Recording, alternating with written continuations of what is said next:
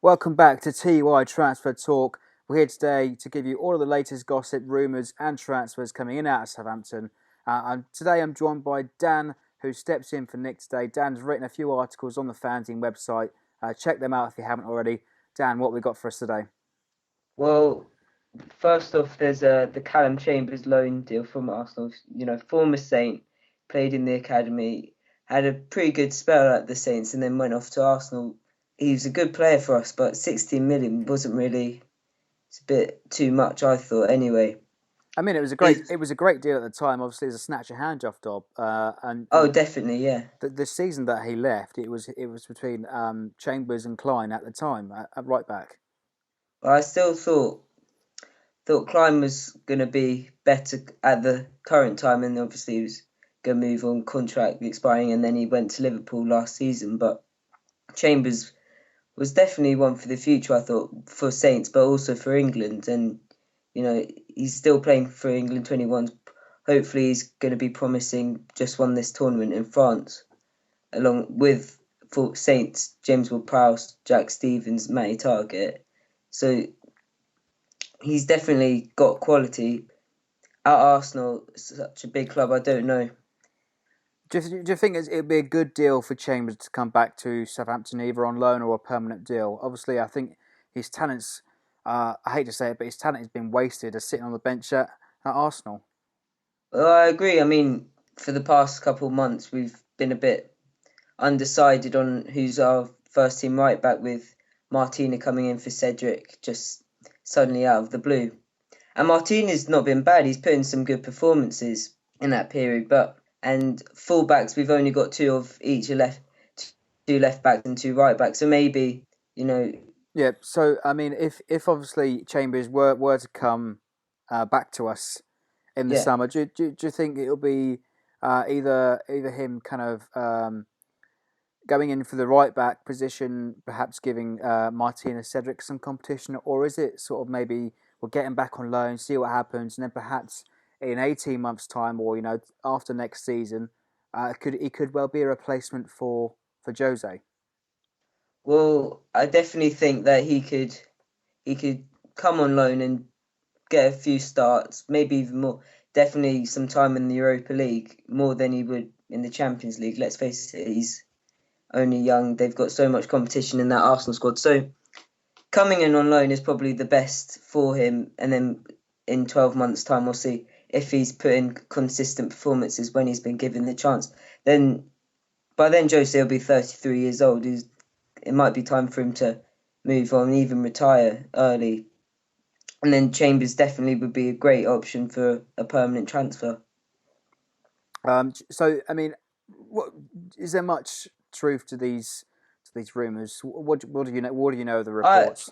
I mean, if you see it, you Google Calum Chambers, at the moment, the first page hits are loan deal to Southampton.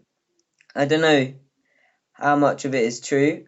I think it's even got into the BBC, which I think big media is definitely possibly a big story. But if it is true, it sounds realistic. It definitely sounds realistic.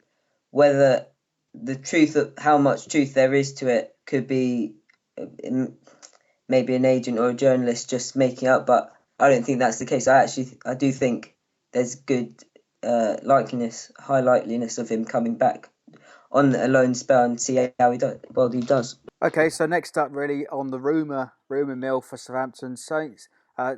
Saints have been linked with a Portuguese centre back, Ruben Semedo of Sporting Lisbon, and it's apparently it's been prepared a 12 million bid for him. What do we know of Ruben Semedo? He can play as a centre back. That's where he's been traditionally played for Sporting Lisbon for this last couple months of the season. He was on loan at a smaller club, Vitoria, sorry, in the Portuguese league, and then he's just come back to Lisbon, and he's done miraculously. Really, he came back in March, so lots of clean sheets. They won, I think it was 12 of their remaining 13 games.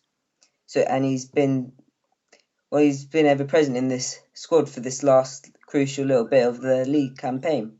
He can also play as a defensive midfield, which is sort of prosing around the idea that Wanyama is going to be going on in the summer.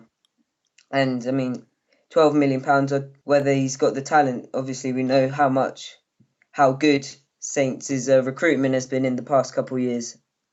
So he's probably got some talent. He's 6'2". He's going to be good in the air. So like Victor's got the strength.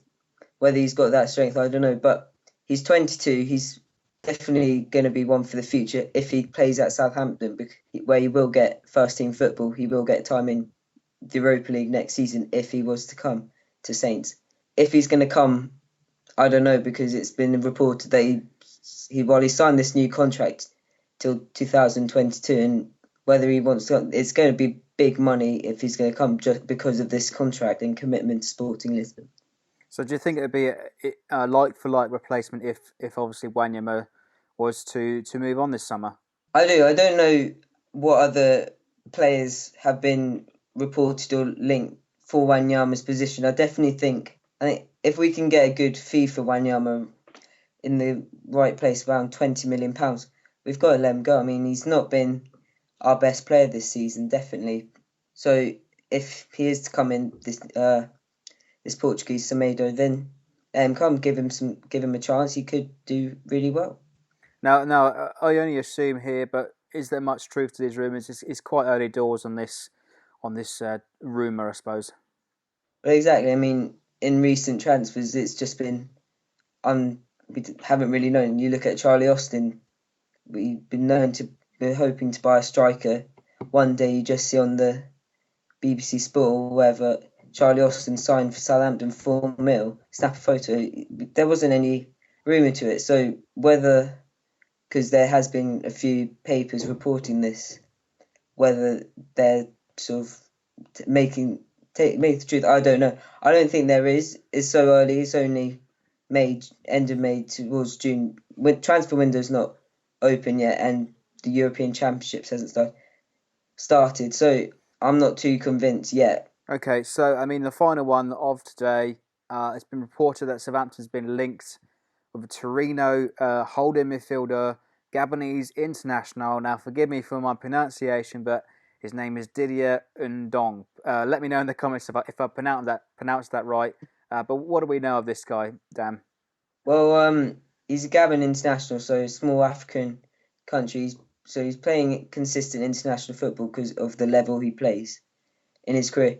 He's not going around for much if these reports are true, but it seems like it'll be around 7-8 million, and he would also be a replacement for Wanyama in that defensive midfield role. But he's been playing a lot. He's got 35 appearances this season and a couple of goals. Unlike Wanyama, he hasn't been sent off this season, but he's been given quite a few yellows. But he's not particularly tall for a defensive player. So if you have the aerial threat factor, I don't think he'll supply Saints in that region. But I think he's definitely got potential. He's almost 22. So like I said, is with this Semedo plays, Saints are definitely thinking about bringing young players with massive potential, playing in the lower leagues of football, and then he can come into the big time and hopefully impress if this is all true.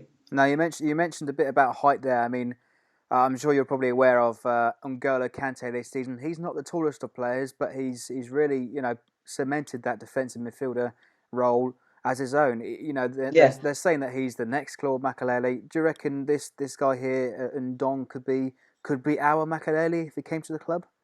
I hope so. Well, you look at N'Golo Kante when he was transferred. No one expected the whole thing with Leicester to happen, but you wouldn't have seen anyone say, "Oh, N'Golo Kante is going to be a revolution. He's going to keep this central midfield," and he's just been revolutionary. Really, that's the least I can really talk about him. So, and you look at, I don't know, a player like Payet for West Ham. He's been such a big player for them for West Ham this season, and then Kante's been such a big player for Leicester.